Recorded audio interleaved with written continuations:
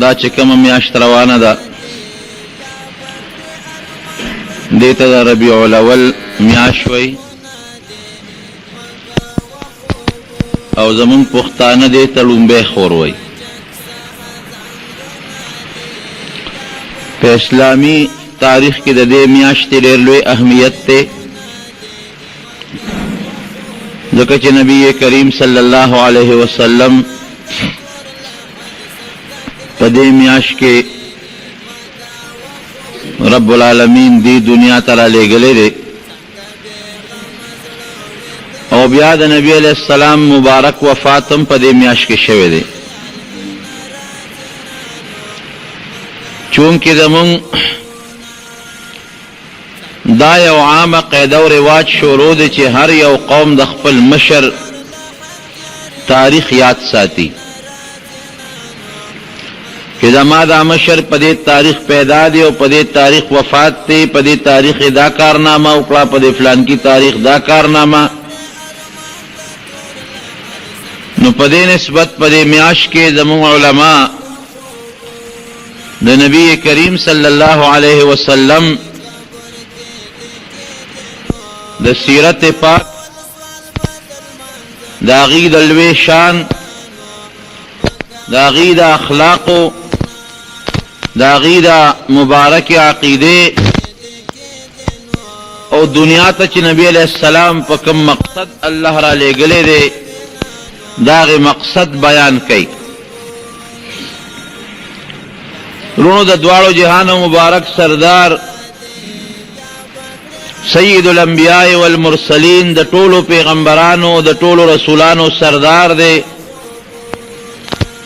فخپله فرمایي انا سید ولد آدم ولا فخرا،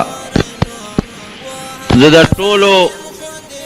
د آدم علیہ السلام د اولاد سردار ما خو زه څه کبر لویي فخر نه کومه. بیدی لواء الحمد یوم القیامه من غیر فخر، د قیامت پر ورځ به د الله د حمد جنډه زما په لاس کې وي. نبی علیہ السلام فرمایي خو یره لویي نه کوم، په دې کبر نه کوم.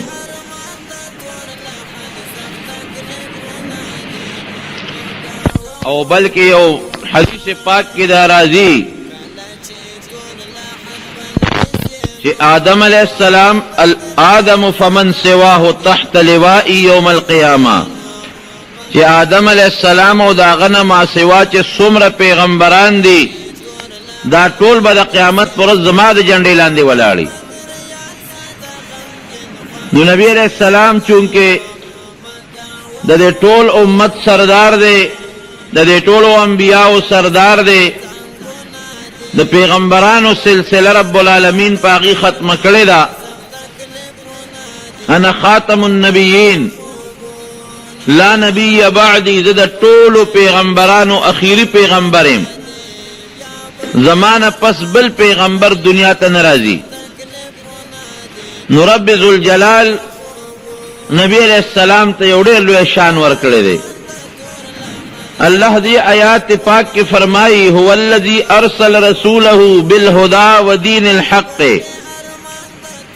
چې ما دا خپل پیغمبر په هدایت باندې او په سچ دین رښتونی حق دنیا ته راولېږه.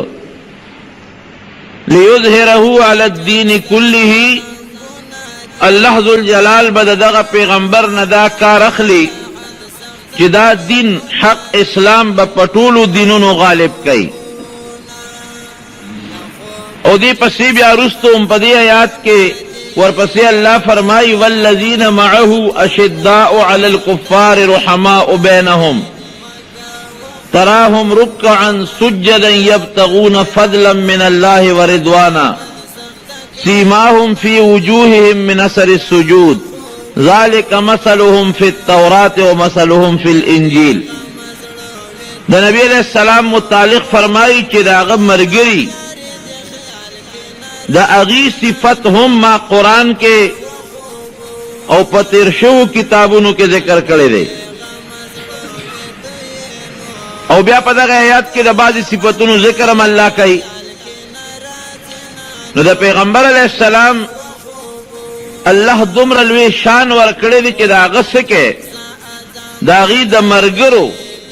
د صحابه و صفتونه هم دا رب العالمین مخکنو قومونو ته په خپلو کتابونو کې ذکر کړي دي. دنیا ته لا نبی علیہ السلام تشریف نه دی راوړی او په دنیا باندې الله دا ښکاره کړه چې نبی آخر الزمان دنیا ته راتلو والا دی. د نبی علیہ السلام مبارک نیکه د نیکه پلار هاشم د هغه نوم و. دی نوجوانو بالکل ځکه دې د ډېر لږ عمر ډېر لږ وخت کې دی وفات شوی دی. نو عربو کې دا ډېر زیات مهمان نواز و. د نبی علیہ السلام د نیکه پلار ډېر مهمان نواز و. قحط چې کله به راغی نو ده به ډوډۍ راواغېشتل او هغه به په کاسو کې ماته کړه او په هغې به ترکاري یا غوړي یا خوروا واچوله او خلک به یې راوغوښتل او هغه ډوډۍ به خلکو له ورکوله. نو هاشم ورته په دې معنا وایي چې ده به خلکو له د ضرورت په وخت کې او د قحط په وخت کې ډوډۍ چوري کوله، ډوډۍ به یې ماتوله. هاشم ماتونکي ته وایي، ډوډۍ ماتونکی. خپل نوم یې عمر دی، عمر. خو چې خلکو له به یې ډوډۍ ماتوله او چوري کوله او ورکوله به یې په دې نسبت ورته هاشم وایي. نوجوان دی لیکن الله پکې داسې صلاحیتونه یې ښودي دي چې دنیا ورته حیرانه وه. د عربو ټوله زندگی خو په تجارت وه، ځکه په مکه مکرمه کې نه غله کېدله، نه غنم، نه جوار، نه وربشې، نه کجورې. قرآن کې الله ورته وادن غیر ذي زرع ویلی دی چې دا هغه علاقه ده چې کوم قابل کاش نه ده، فصل پکې نشته. نو دی هاشم یو مشوره وکړله او په هغه مشوره باندې عمل وکړ او د قریشو د عربو دپاره د تجارتي قافلې بندوبست شروع کړ. یو قافله به په اوړي کې تله یخ وطن ته او بله قافله به په ژمي کې ګرم وطن ته تله او د ټولو عربو د قریشو د قبیلو خلک به یې راغونډ کړل، د هغې مالونه به یې راغونډ کړل او قافله به یې ولېږله تجارتي. په هغه زمانه کې د قافلو به دا رواج و چې قافله به روانه شوه، دې ځای نه مثلا به روانه شوه نو په چارسده کې به یې دمه وکړه، خیمې به یې خښې کړې، خلکو سره به یې سوداګري وکړه. بیا به ورځ دوه پس روانه شوه نو مثال په طور ناګومان کې به یې دمه وکړه، بیا پېښور کې، بیا کوهاټ کې داسې به ورو قافله تله او یو ځای کې به یې دمه کوله او خلکو سره به یې تجارت کو. خو ډاکې ډېرې زیاتې وې، قافله به روغه او سالمه نه شوه رسېدی چې روانه به شوه د شپې به پې ډاکوان رالل،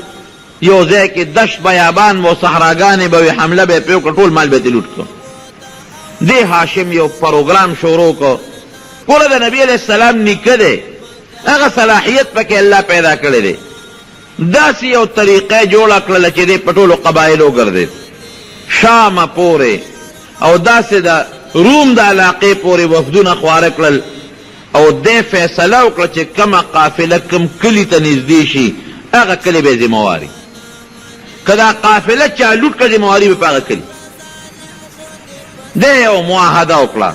چارسدې ته به قافله روانه شوه، که په هره لاره کې به قافله لوټ کړه، کوتمانځی مثلا رزړو یا بل کلي، تا نه به تپوس کومه چې دا قافله ولې لوټ شوه. دا د یو معاهده وکړه او بیا دا فیصله وکړه چې فلانکې ځای پورې قافله لوټ شو نو موږ به یې ذمهوار یو، او که دې نه واوړېده نو د شام خلکو تاسو به یې ذمهوار یې، که دغې حد نه برید نه واوړېده نو د روم خلکو تاسو به یې ذمهوار یې. دا سفارتي تعلقات چې ورته موږ وایو، د یو ملک سفیر او د بل ملک سفیر، دا پروګرام یې شروع کړه. حالانکې ډېر لږ عمر دی، د 18 کالو دی، خو پروردګار وله دا یو صلاحیت ورکړه او په ډېر لږ وخت کې په عربو کې داسې چرچا شوه چې هر چا به یادو نو هاشم هاشم هاشم، بس نوم یې مشهور شو، یو لیډر ته جوړ شو، یو رهنما ته جوړ شو، کلي په کلي خبرونه خواره شو. خو پروردګار یې دې تندي کې یو رڼا پیدا کړې وه. هغه رڼا څه وه؟ دې تندي کې رڼا وه، هغه دا وه چې نجومیانو کاهنانو به ورته وکتل، وی دا هغه شخصیت دی چې د ده په درېیم پوش کې، د ده نه پس په درېیم پوش کې نبي آخر الزمان پیدا کېدو. دا پراپیګنډ خوري شي د سړی کې چې کم خوبې دي د کې چې کم صفات دي د زوینه ببل پیدا کیږي او دا غره زوینه به بیا د آخر زمانه پیغمبر پیدا کیږي او خشتواله چې الله د کم حسن ورکړو کم انداز نو د عربو یو خاندان رئیس داسې نو چې دته پیشکش نه کړي چې هاشمه واده ته نږدې یو ته مهرباني وکړه زما لور سره نکاح وکړه خپل لور دته په نکاح درکوم دا به نه صبر کوم بل چا به ته پیشکش وکړه بل به ته پیشکش کو او عربو کې داسې سردار نو چې هغه به دته دعوت نه ورکو چې رتبه خامخا واده کې نوجوان بالغ شوي او زما لور دته په نکاح درکوم تر دې حده پورې تاریخ لیکي چې د روم که بادشاه د روم په هغه زمانه کې داسې و لکه اوس چې امریکا ده دوه بادشاه وي دوه یو روم او یو فارس او دواړه به یو بل سره همیشه په ډغره وي دواړه د هغه زمانې سپر طاقتونه یو روم او یو فارس و د روم مشر چې دی نو هغه ته به هرقل وي هرقل دا د روم بادشاه لوی سلطنت و لکه دې زمانه کې چې د امریکې بادشاه وي هغه ته اطلاع رسېدله هغه په یو تجارتي سفر کې د هاشم سره ملاقات وکړ نجومیانو کاهنانو ورته وویل چې دا صاحبه هغه هلک دی چې د ده په اولاد کې نږدې پشت کې هغه نبي آخر الزمان پیدا کېدو والا دا هغه سړی دی خو چې دا پته ورته ولګېدله هغه ورته یو پیغام راولېږه وی ای هاشمه ما اورېدلي دي ډېر هوښیار و بادشاه د روم ما اورېدلي دي چې ته ډېر جاس سخي یې ما اورېدلي دي چې ته په عربو کې د ډېر لوی عزت خاوند دی زه دا اورم چې تا د تجارتي قافلو دپاره یو ښه سلسله شروع کړه ما ته دا معلومات شوي دي چې ستا قوم ستا ډېر لوی عزت کوي نو ته د یو لوی قوم کشر یې رکوټ عمر دې کم دی خو تاله الله عزت در کړی دی نو زه تاله د روم شهزادګۍ په نکاح در کول غواړم خپله لور تا ته واده کول غواړم او په ډېر لوی عزت راشه د ما روم علاقې ته زه به تاله خپله لور چې د روم شهزادګۍ ده چې په حسن کې د هغې مثال نشته د دنیا بادشاهان یې خپلو زامنو له غواړي نه ورکوم تاله یې در کوم ته مهرباني وکړه راشه ډېر په عزت به تا ته د خپله لور واده کم ټول روم کې به ستا د مشرۍ چرچه وشي ځکه چې د روم د بادشاه زوم به شي بیا به تاله ډېر عزت سره قافله رخصت کم او زه خپل وطن ته دې ځه لیکن هاشم وی چې دا یې چرې نه کړي د هغه دا مقصد و چې زه دا د پیغمبرۍ د نبي علیه السلام دا نسب لږ ځان ته رانږدې کم او زه خپله لور دا دته په نکاح کم دله ورکم او زما په اولاد کې بیا نبي آخر الزمان پیدا شي دا یو سوچ او فکر و هاشم وی داسې نه کوم مدینه منورې ته لاړ د مدینې منورې په سفر باندې د 15 کالو دی ور عمر یې دومره یې دغې وخت کې لوی تجارتي سفر کې مدینې منورې ته لاړ هلته کې خلکو سره د مدینې شریفې خلکو سره خپل تعلقات او خپل روابط برابر کړل تجارتي خبرې ترې وشولې هلته کې یو جینۍ وه سلما د هغې نوم سلما بنت عمر دا د بنو النجار قبیلې بنو النجار یو مشهوره قبیله ده په مدینه منوره کې لکه څنګه چې په مکه مکرمه کې د قریشو مضبوطه قبیله ده هلته بنو النجار مضبوطه قبیله وه د هغې یو جینۍ وه او هغه جینۍ سره د هاشم واده شو د هغه جینۍ دې خوښ شو او د هغه جینۍ خوښه شوه او بس هغې پیغام ورولېږه وی ډېره ښه خبره ده د هغه جینۍ سره د هاشم واده شو او د واده نه پس څه موده دی په مدینه منوره کې اوسېده څه موده یې تېر کړل په هغه قبیله کې هغه خپله سخرګنۍ کې او بیا د هغې نه اجازت وغوښته چې اوس به زه روان شمه مکې مکرمې ته خپل کلي ته ځمه او چې د هغه کلي نه راووت بس نږدې کلي کې ناجوړه شو وفات شو هاشم وفات شو 25 سال 15 کال عمر کې وفات شو لیکن کومه بیبي چې واده ورسره کړی و هغې بیبي نه د دې پلار د پیدایش نه پس د نبی علیه السلام مبارک نیکه عبدالمطلب پیدا شو او هغه عبدالمطلب بیا د خپلې مور سره په مدینه منوره کې اوسېده ګوره مخکې رب العالمین دا اشارې کوي چې ودرېږه چې نیاده له د مدینې منورې جوړه کړم چې نبی علیه السلام بیا وروسته هجرت کوي هجرت مدینې منورې ته نو چې کم از کم دا مدینه منوره هغه کلي چې د پیغمبر علیه السلام ماماخیل خو دي که نه ځکه نبی علیه السلام به وایي چې بنو النجار زما ماماخیل دي دا زما د ماما کورنۍ ده او دا م یو عجیبه واقع ده په دې لاره باندې دلته یهودیان اوسېدل په دې لاره باندې د یمن یو بادشاه د طبع د هغه نوم د هغه تېرېده د مدینې منورې په خوا دې کې دمه وکړه چې دمه یې وکړله نو د خپلو مشرانو ورته ووې علما چې کوم د سره په قافله کې وی بادشاه سلامت دا خوره مونږ ته معلومه ده بل شان خوره څنګه خوره ده وی هغه نبی آخر الزمان به دې خوره کې هجرت وکړي او دلته به دفن کېږي مونږ کتابونو نه معلومه کړو مونږ ته پته لګي چې دا هغه خوره ده نو د پیغمبر علیه السلام د نبی آخر الزمان خو ډېره لویه چرچه وه لکه اوس چې د عیسی علیه السلام مونږ یو چرچه روانه ده او رښتیا خبره ده قرآن کې ثابته ده حدیثو کې ثابته ده چې عیسی علیه السلام به د اسمان نه راکوزېږي بادشاهي به کوي دقسې د پیغمبر علیه السلام متعلق یو خبره خوره وه چې د آخر زمانې پیغمبر انقریب راتلو والا دی نو دغې بادشاه دا چلو که چې په مدینه منوره کې یو مکان جوړ کړ ډېر اعلی ښکلی کور یې جوړ او په هغه کور کې د دې خپلې قافلې یو لوی عالم چې ډېر بزرګ او ډېر نیک و هغه عالم یې په هغه کور کې ډېره کوي دا ستا کور دی دا ته به دې کې اوسېږي تا زه پرېږدم مونږ د نظرو ته دلته پاتې شه او هغې عالم یو خط ولیک وی دا خط به ځان سره کېدی او که ته مړ کېدې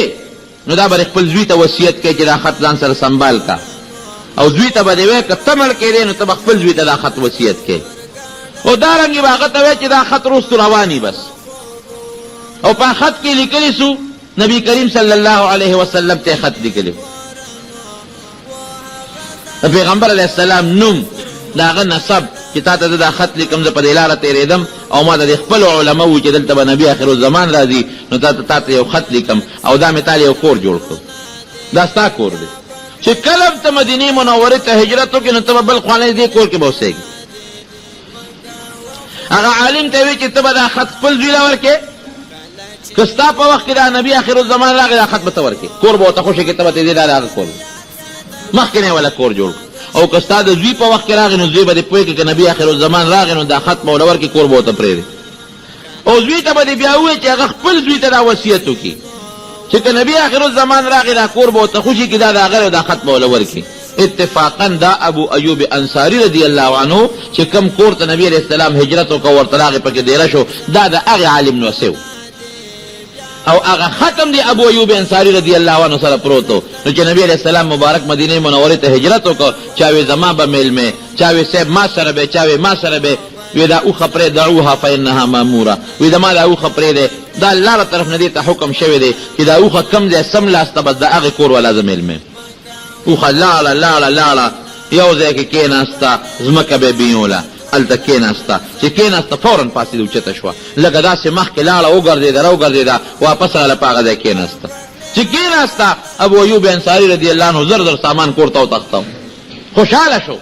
او بیا نبی علیه السلام له هغه خط ورکړه الله رسوله دا ماته د نیکه نه یو خط دقسې نسبن را روان دی او دا د یو طباع بادشاه یو زمانه کې په دې لار تېرېده دی تاسو ته لیکلی دي هغه خط نبی علیه السلام ته میلاو شو په هغې کې لیکلي چې دا کور ما تاله جوړ کړی دی او کلم چې تا هجرت وکړه دا به ستا کوري نو نبی علیه السلام مبارک دا ولې چې د هېچا په احسان نه چې ګنې پردي کور ته نبی علیه السلام راغلی دی یا د چا همسایه دی یا د چا په کور کې دیره دی نبی علیه السلام به وفرمایل یره وی الله ډېر لوی بادشاه دی الله ماله په هره موقع عزت را کړی دی زه داسې وطن ته راوستم چې زما ماما خیل او نکاح نه ده